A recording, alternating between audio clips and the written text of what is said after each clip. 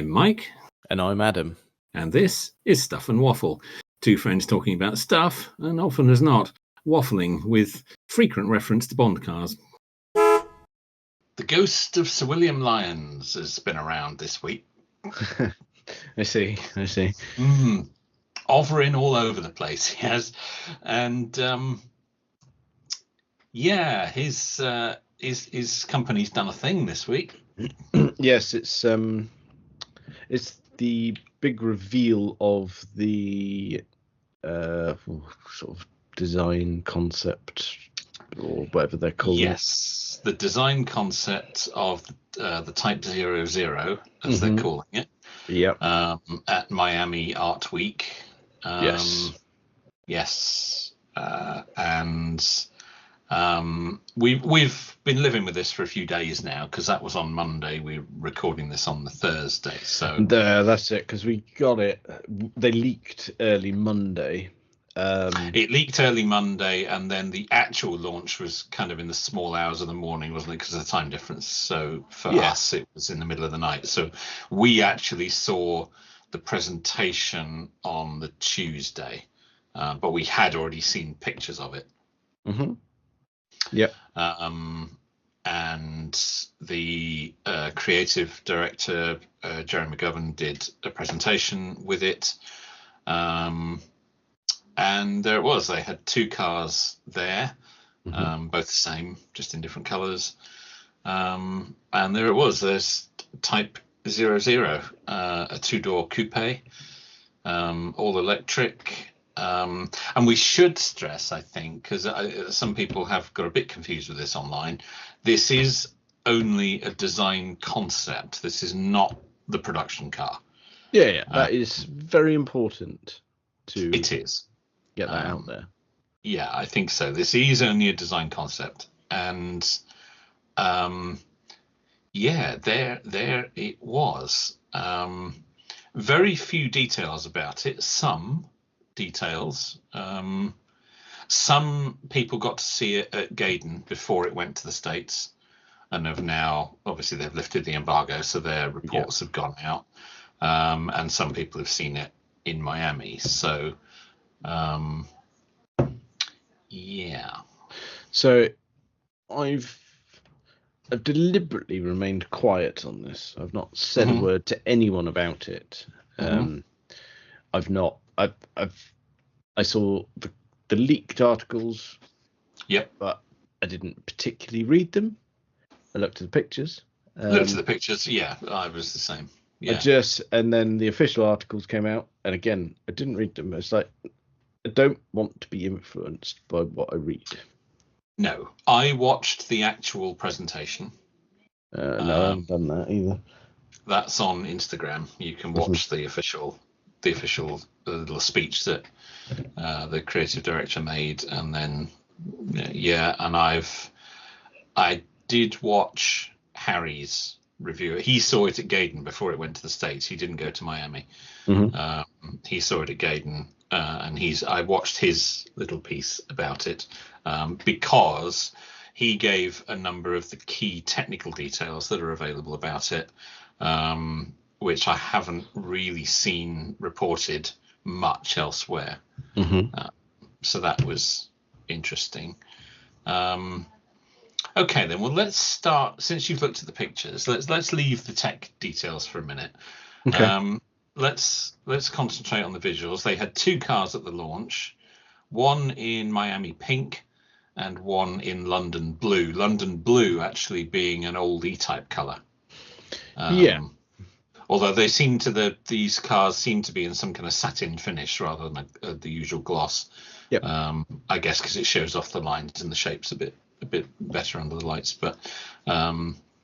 Okay, so where are we at just with the visuals of it then? And, as I say, bearing in mind, this is only a design concept. It's not the finished thing. No, that's true. So I don't want to steam in there. What I want to do is you're a current Jag owner. True. You've had previous Jags. I have. This is my third, yes. You've had your eye on another one as well, or more Yes. than one. More there's quite a few of them I'd quite like. So, let's be honest. Yes. Before I steam in as someone who's never had a Jag but likes them, where are you at with it? Okay.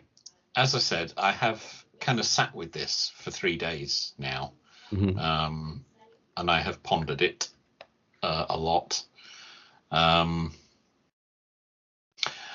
Where am I with it? I'm not blown away by it, but I don't hate it.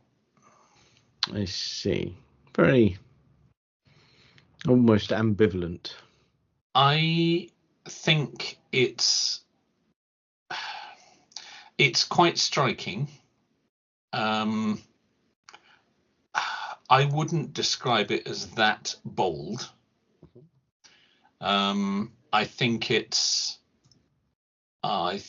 fine. There's details on it I don't like, but it's a design concept, so I'm not getting too hung up on, this light here or this badge here, because it's not the finished car.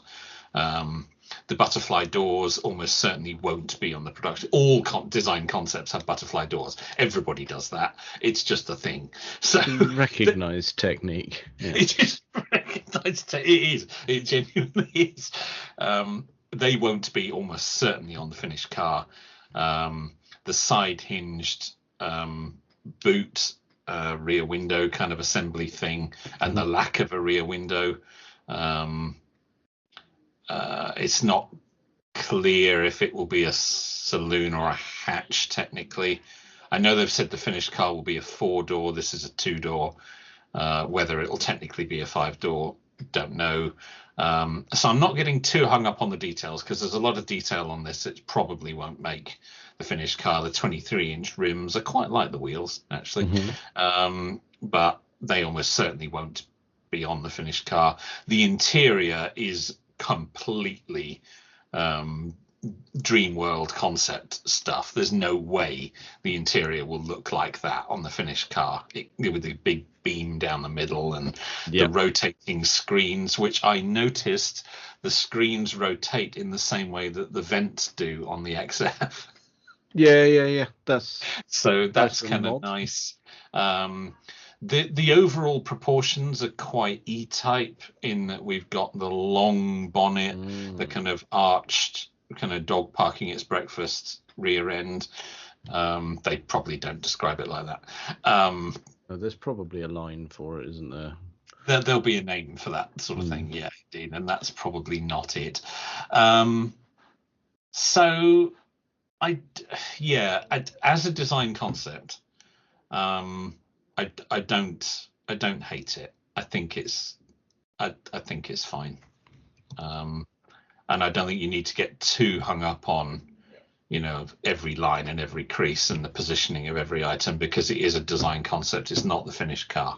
So not going to get too down on that, because it'll this as it stands will never go into production. So, no, not without the odd little tweak, I'd say. I think it's fine, and as a sort of nod to where they're going, it's okay. I am a little disappointed that it's in some ways kind of as conventional as it is. I don't understand why it has to have such a great long bonnet when it's an EV. You don't have a big cumbersome internal combustion engine to deal with. So why? But it's okay. It's fine. It's kind of where I'm at with it. I don't hate it. I don't hate it. So there are people online who are saying, "Oh, this is the death of Jaguar," and it's, come on. I think there's more things that will kill Jaguar than the design of this. I would agree wholeheartedly. I'm not even talking about the video. Yeah. That makes no sense. That's just weird. That's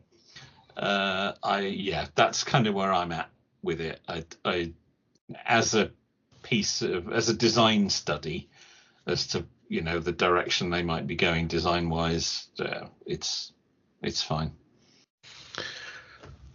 That's a bold review, isn't it? It's fine. Yeah.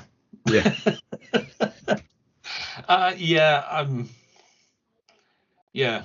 I'm not blown away by it, nor do I hate it. It's kind of, all right.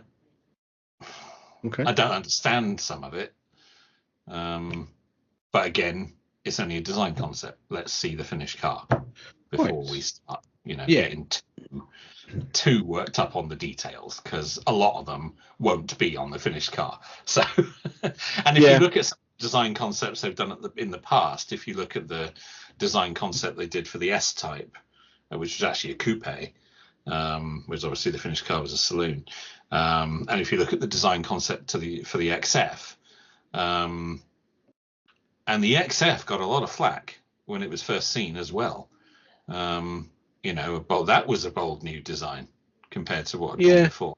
Yeah, it was. You forget that. And again, in 1975, the launch of the XJS following the E-Type, that was hugely controversial. People hated it. Oh yeah, that was not. And now we look at it as a design classic. Mm-hmm. So, I think you have to look at it in those terms. And this isn't even going to be launched for another 2 years. Now, again, that's a questionable decision. But leaving that aside, so where are you at? Where are you at with it? Well, like you, I've digested. I've stayed away from the articles, as I said. I've stayed away from discussing it. I've not really engaged with anyone about it. I thought this is the forum to divulge the thoughts. Yeah. So, for me, I really, really like it. Okay. Like way more than I thought I would. That's interesting. Yeah, I didn't think you would. That's interesting. There's part of me that looks at it now and goes, I would have never have guessed that. I would have been right up my street, but that I like it. Not at all. No. I like a bit of that. I think that people are getting far too hung up on it. I think you're right about the people going, "Oh, it's the death of it." It's like, no. As we will discuss, the design of this car will not be the death of Jaguar. No, I think there's other reasons that might lead to that. Yes. There are people who are getting really hung up on the fact they're going, "Oh, it's got an enormously long bonnet," and it's like, right, if you study the photographs, you'll notice that there are angles that make that bonnet look incredibly long, but there are other photographs of that car which make it look really in proportion to the rest of it. Yeah, and actually it is almost exactly the same silhouette as an E-Type. Yeah, it's an odd perception based on certain angles of photograph, because if you use one of their bang side on photos, you go, actually that bonnet isn't particularly long in relation to the other blocks of the car. You go, right, it's people need to just wind their neck in a little bit on it. Some people are getting very angry about it, and you just think, well, calm down. It's only a design concept. It's not a finished car. People are calling it the launch of the new Jaguar. No, it's not a launch. It's a reveal of a design direction. That's all it is. And I'm looking at it, and like, say for example, this did make it somehow into production in its vague state. Nice two-door coupe. Well, we know the production car isn't, because they've already said the first car is going to be it's a four-door saloon. So, but there could be one on the horizon. Let's. Well, there's going to be three. There's 3 cars apparently going to be launched based on this. Yep. We know one is going to be a 4-door GT saloon. we can guess one is going to be a two-door coupe. That Yeah. makes sense. So, for me, if this does see the light of day as a two-door coupe in some form, in that design language, the rival that springs to mind, and looks almost boring in comparison to this, would be the Rolls-Royce Spectre. Now that's interesting. Harry compared it to the Rolls-Royce Spectre. However, there is one key difference between the price point. The price point, yes. In favour of the Jag. That's what we're saying here. Massively, yes. Jag have said this, well, at least the four-door saloon version will be £120,000. Okay, that's not peanuts. Let's face it. No, let's not. That's still a really expensive car. But the Rolls-Royce Spectre starts at 350,000. Yeah, and when you put it in those terms, you go, "Oh, that's tagging off a bargain. I could have perhaps just under 3 Jags for one Rolls-Royce." You could. Yeah, you put it in those terms. So they've said, whilst we're on details, they've said £120,000. They've said a range when fully charged of 430 miles. That's ballsy. It is. Now, we don't know what battery tech they're using. They haven't said, probably because it's still in development. Yeah. But they've said a range of 400 miles upwards, probably 430. So fine. That's pretty good. That puts it up there with the Model S Plaid. Yeah. As one of the longest range cars on the market, actually, because Taycan can't get anywhere near that range. No, it's true. But it is at that price point. So it's comparable price-wise to the Taycan, but it would be nearly double its range if that figure is correct, is what it turns out to be. Interesting. Although we will have another 2 years of Taycan development by the time this comes out. And another 2 years of development from Tesla. So we'll see. Let's have them do what they did with the iPace and rush it to market. And oh dear, look, it wasn't ready, was it? And it's not actually very competitive. Yeah, that could be a problem. I mean, there wasn't saving graces. I mean, Elon is just not to be trusted. So he could derail anything Tesla related at the drop of a hat. Yeah. Let's not get too deep into Elon, but he is not acting in the best interest of his companies. It would appear right now. Certainly not Tesla. Loose cannon. That's one way of putting it. Yes, indeed. So we're saying, in a relative terms, competitively priced. Yes, packaged in a more interesting way, if we take this design concept as a lead.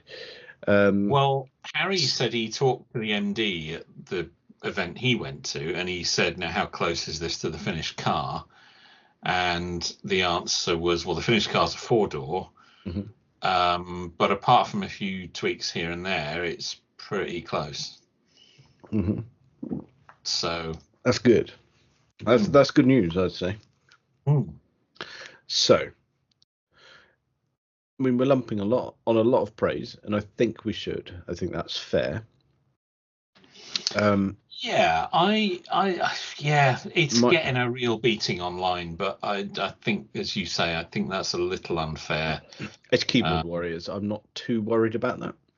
Yeah, they did also say, or they have also said, because they've made quite a lot of comments online about this. They have said that they expect only 20% of traditional Jag buyers will be interested in this. So they're looking for 80% new market. Yeah. That's a That's tall ballsy. order. That Yeah. is ballsy. So The marketing campaign would suggest they're going for a younger audience. yeah, I can't see a younger audience paying 120 grand for a Jag. no, that's fair. But I mean, fear they're chasing a market that doesn't really exist. Now, it, they might be hoping to create a market. That's that is, I mean, that is possible. These are all worthy points, I would say. yes. But I still think their biggest undoing is being gung ho and going, right, yep, we're all electric now. That's questionable for sure. That could really come back and bite them in the arse. That's questionable. I think. I mean, it's not going to be launched for another 2 years. Who knows where the car market's going to be in another 2 years' time? But yeah, that is questionable. Stopping production for 2 years completely is questionable. Definitely. But I mean, it's really difficult. I mean, is it better to stop production when they're selling such low numbers that can't be profitable? You might as well just cut your losses. It wasn't JLR as a whole is incredibly profitable, but that's mainly Range Rover. Yeah, that's the LR bit. We have an as we know, an all-electric Range Rover coming very soon. That'll be out before this. Oh yeah, it's awfully imminent. That's very imminent. So, is stopping production completely when they weren't really selling anything at all a good idea? I guess you could argue it doesn't make any difference, other than it's not very positive in terms of what people are saying online, what they're saying in the news. But if there's one thing the marketing around this reveal has done, is it's got everyone talking about Jaguar. It's been in every news outlet. It's all over social media. Oh yes. Everybody's talking about it. Even people who are not really into cars or talking about it's the Tesla Cybertruck effect. Yep. Do something big, potentially controversial, potentially divisive, and get people talking about it. And that ad campaign is very divisive and very controversial, more so than the car. Actually, I don't think the car is those things particularly. Mm-hmm. Some people see it as that, but again, it is only a design concept. It's not the finished car. So it's just you know what? I can't wait for the Hot Wheels of it. I'll have it. It looks like a Hot Wheels car. Yeah, it does. Yep, that's going in the collection the second that comes out. Don't you worry. Yeah. No, that's and you'll have the pink one. Do you know what? I will. Yeah, if you said to me, right, what are those concepts do you want? I will have that pink one. You have the pink one. Yeah. I think they're both nice colours actually, but as I say, the London blue is an original E-Type colour, which is why they chose it. But I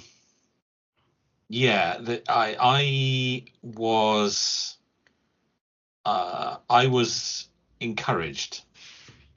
Yes. Should we say? Because I was somewhat despairing after that ad campaign and the video went out. And I thought, oh my God, what are they doing? Yeah, what are they going to do? But you know what we said last week? We were like, we're worried, but we're excited. I think that was right. We were just apprehension's fine. Yeah. But the excitement's also fine. I think that's it's a really nice design. I think a lot of people are very keen. They were going to say they hate it no matter what it looked like. I think there was an element of that. Yeah, Um, absolutely. Yeah. There are people that already made up their mind, going, "Well, that's a silly ad campaign." So I already hate the car. Yeah, great. Well done, you. yes, and it is a silly ad campaign. It's weird. It makes no sense. But the car, It's working though, isn't it? yes, if the intention was to get the word Jaguar on everybody's lips, it has worked. Just like smashing the window of the Cybertruck did. Everybody started to talk about Tesla. But what Even they people didn't, who hate Tesla and hate everything they stand for started to talk about it. which that was, yeah. I mean, it did the trick, but It did. I mean, Jag at least didn't have to resort to that. Cheap theatrics. Yeah, because it wasn't. It was a nondescript ad campaign, teaser photo or photos, followed by look at this. Yeah. Brilliant. Yeah, I think they've potentially. It's either disastrous or a work of absolute genius. I hope it's the latter, because I mean, above all, whether I like it or not, I mean, it's fortunate I quite like it. I want them to succeed. Yeah, well, we care about Jaguar, don't we? It's kind of the last car manufacturer we've got. Yep. So yeah, we've not got much to work with, so let's make this one work. We do care about Jaguar. A lot of people care about Jaguar, and you don't want to see it fail. Quite. And all right, what they're doing in the future is probably going to price us out of having one. No, don't worry, because if they're all electric, people will buy them new. They'll depreciate. Then we can buy them. Oh, then we'll pick them up. Yeah. Yes. That's not they're a tenth of their original value. That's it. That's not a slight on Jag. All electrics are doing that. It's fine. Yes, that's true. Model S's are now down below 10 grand if you want to pick up a used one. Fucking mad. Absolute madness. Yeah, you want a pre-facelift Model S, or even some facelift actually now. You can pick one up for less than 10 grand. There are quite a few on Auto Trader. So, oh my. Yes. Who'd have thought that? Those were cars that were pushing 100 grand when they were new. So that's interesting. I mean, we appreciate that electrics will depreciate. It's just the way that the market is at the moment. Now, it's the way the market is at the moment. It may not always be that, but no, but as we stand, that's where we are. And I'm just curious, on the Teslas, is there what percentage of that depreciation is the Elon percentage? Well, they've been heading down for quite a while. But so has he. So yes, it's bound to have an effect. Not with everyone. Some people just don't care. Some people say, yeah, well, that's Elon. It's got something to do with the cars. Still a great car. I'm going to buy one. So, and I know someone a friend I saw in the last week who has just bought a brand new Model 3. And she doesn't care about. She cares what Elon's up to, but it had no bearing on her buying the car. Okay. Yeah, I mean that's it. It's a reasonable stance to take, but it's just her argument was, well, it's the best electric car with the best charging network. I don't really care what the CEO's up to. I mean, it's a great car. I want the car. I'm going to buy the car. It's just been nice if he weren't near the brand now. He's. One of the best things the Tesla board could do would be to get rid of him at this point. Give him this massive payout that the courts seem to keep blocking, which is another issue, and just let him go. Yeah. I think there was a period of time where he did add value, and at the moment he's certainly, no question. Yeah. He's really hurting it now. Let's face it. It wouldn't be where it is without him. Then that shouldn't be taken away from him. No, but he should be taken away from it now. But at this point, as usually ends up being the case, particularly in the tech world, you do reach a point where the founder, instead of being a massive asset, becomes a massive liability. Apple found that with Steve Jobs. He started to hurt them. Now, admittedly, he then came back years later and saved them, but for a while. Yeah, there's. I'm not going to name the person in question, but a certain game did incredibly well, and he made a lot of money, and that's a story worth digging into. Yeah. But it's difficult, isn't it? Because there's not actually that many like major success stories in tech, is there? Of the person who created something has gone on and come out of it all guns blazing and smiling. And no, actually, it doesn't. there's one exception I would say that leaps to mind. Was it Tom Anderson, guy who did founder of MySpace? Oh yeah. But he did. Yeah, he jumped on that at the right time. I mean, he was co-founder. There was two of them. I can't remember the other guy's name. I'm sorry, I'll do him a disservice. Yeah, sold his stuff for like 500 odd million, and went. Yeah, sold it. My hobby's photography. I'm going to go and do that, and that was it. Never seen him since. Yeah, and that was Well, yeah. There you go. Yeah. Yeah. It's we digress. We do. Jag, I remember now. That's what we were talking about. Yeah. No, I think. I think one thing I did want to ask, because I've not watched any of the videos relating to this, I've not heard the model pronounced. Is it the 00 or is it the 00? It is 00. It's a valid question, particularly with because our side hustle. I don't think they can use 00. How can they not? What do you remember when when Peugeot launched the 1007, as they ended up having to call it? That bit I get, because it had because they wanted to call it the 1007, and the Eon Productions said, "No, you're not. We own that as a trademark." So. But this could potentially be the 00. There's no 7 involved, so they can't have a shit true. fit at 00. I don't. When McGovern at the launch called it the. Did he call it 00 or the 00? I think he called it 00. Which is interesting. I like that. I mean, you and I, from a tech background, you always count starting at 0. 0 is the first number, as all programmers know. Yes. Yeah. That's right. That's it. I like that. That appeals. They're obviously referring to zero emissions. But maybe it is zero emissions, but it is 0.0, isn't it? Of going right, but this is where we are. This is starting point now.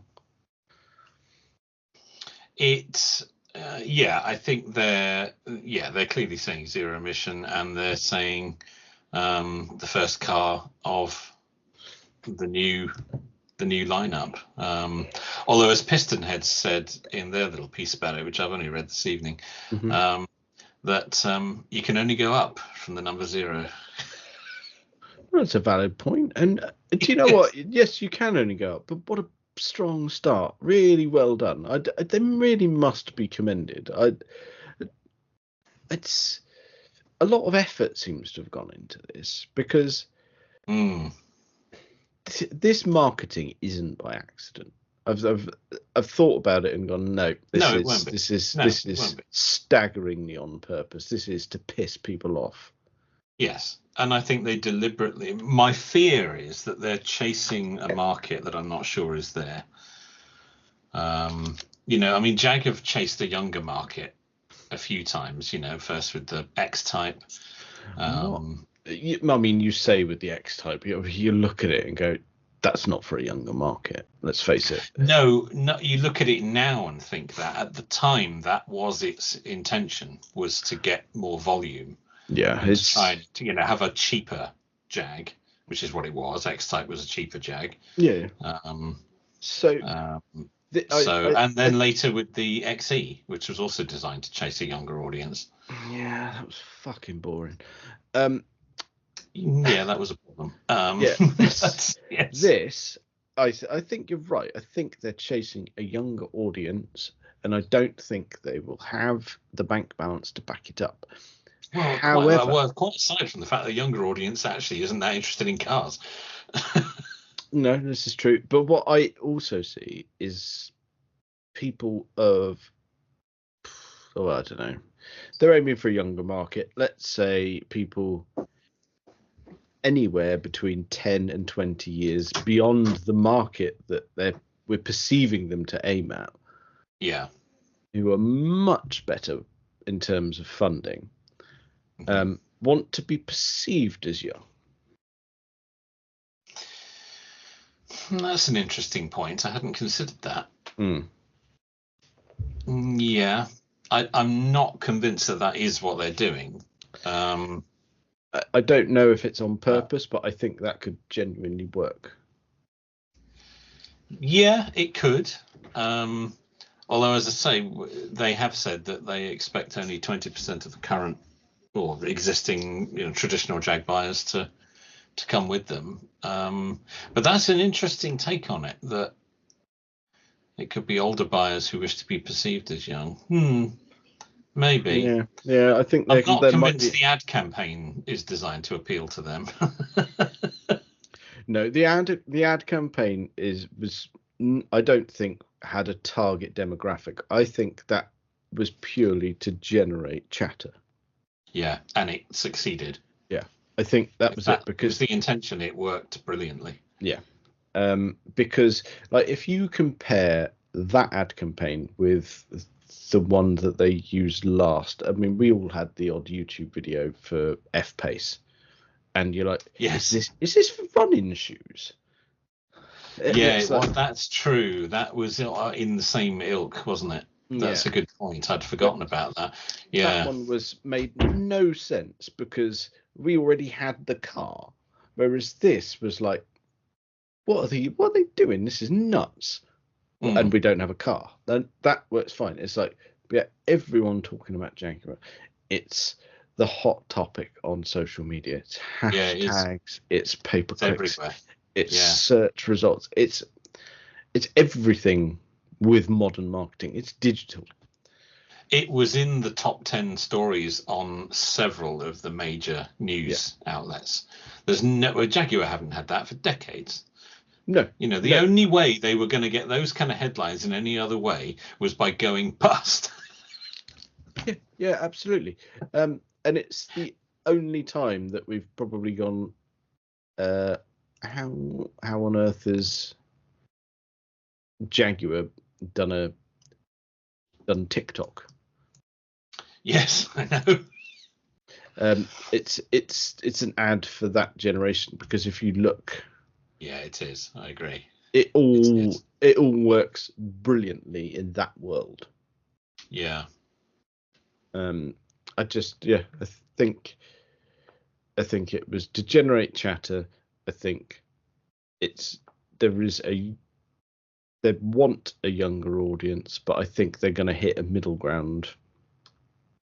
Yeah. And I genuinely think it has the potential to work. I think the only thing that will hurt them is all electric. I just think right where we are in the world at the moment, when they made the decision, I'd say it was probably a good idea, versus when they're executing that decision, might not be the best of times. Maybe not. We've got another 2 years before we actually see the finished car on sale. Yep. We don't know what the market's going to do. We don't. Yeah, they are tying a lot on pure electric. Mm-hmm. There are other options, although I suspect it'll be okay with battery electric, because I don't think realistically there's a great deal of alternative, really. I think hydrogen is, I mean, we don't have a hydrogen infrastructure. No, we discussed that. We're nowhere near having a hydrogen infrastructure, and a hydrogen infrastructure, building it out is actually quite a difficult thing to do. Transporting and distributing and storing hydrogen is really difficult, and I think hydrogen also has a branding problem. Hindenburg. And I think battery electric is probably going to end up being the standard. I don't know if you can technically use the Hindenburg as a good example. I'm not using that example. I'm saying that's what people think of when you say hydrogen. I think a lot of people do. Yeah, but what actually is the biggest? Oh God, we're going to get into science here. How have we done this? It was the coating. Yes, I know. I'm not saying that. Maybe we should that's what people think. Just in case anyone listens, go, no, it's not. It wasn't the hydrogen that was the issue. Oh God, maybe. No, but most people think it was. That's my point. Yeah, and it has a trust issue because of that. Yeah, because it was. It does, but it was related to the way that the coating was done, and it was like a thermite coating, wasn't it?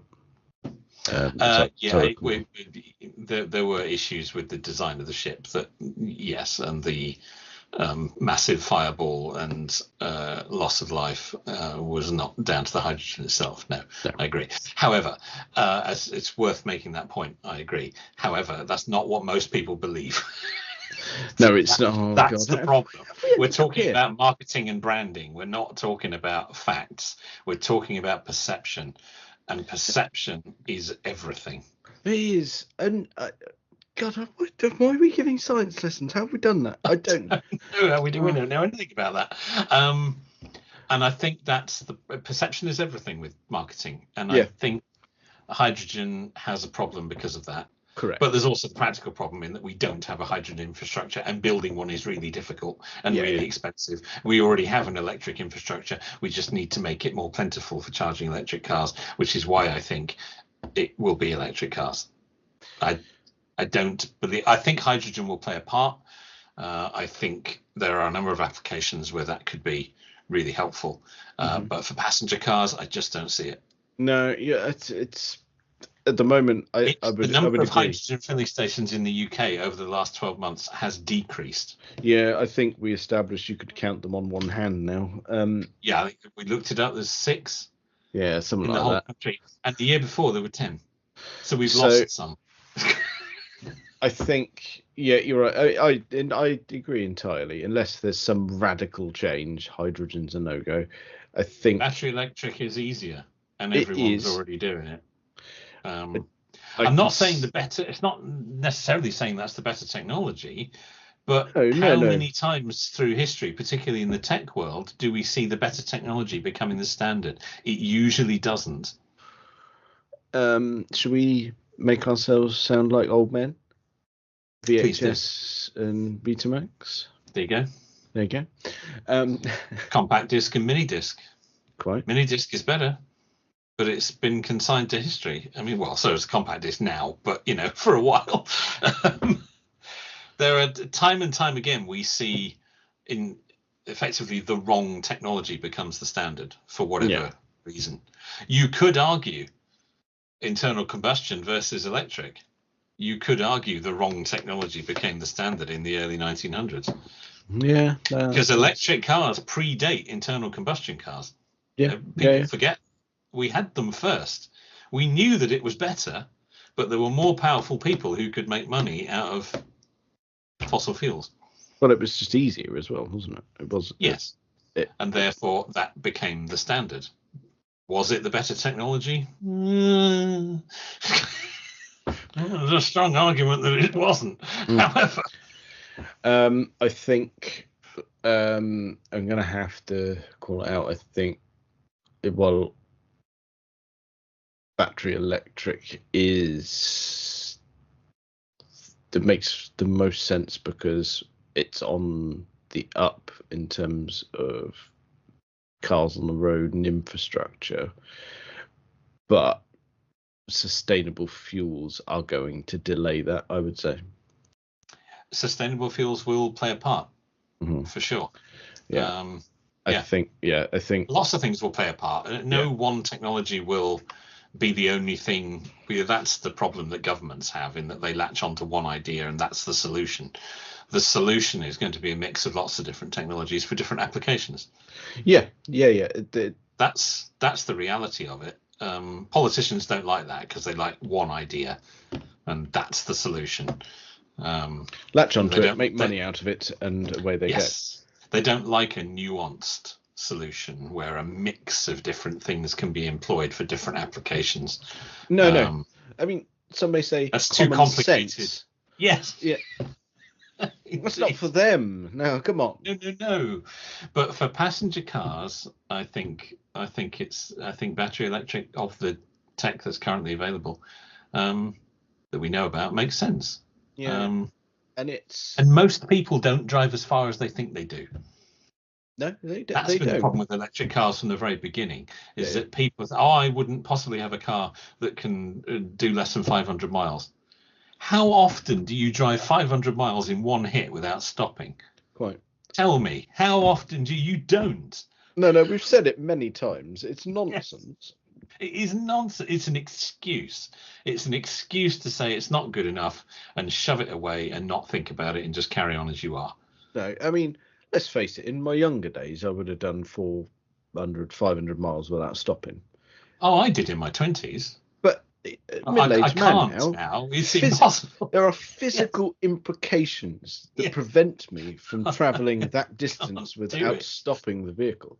That's Number one, nothing. Bladder.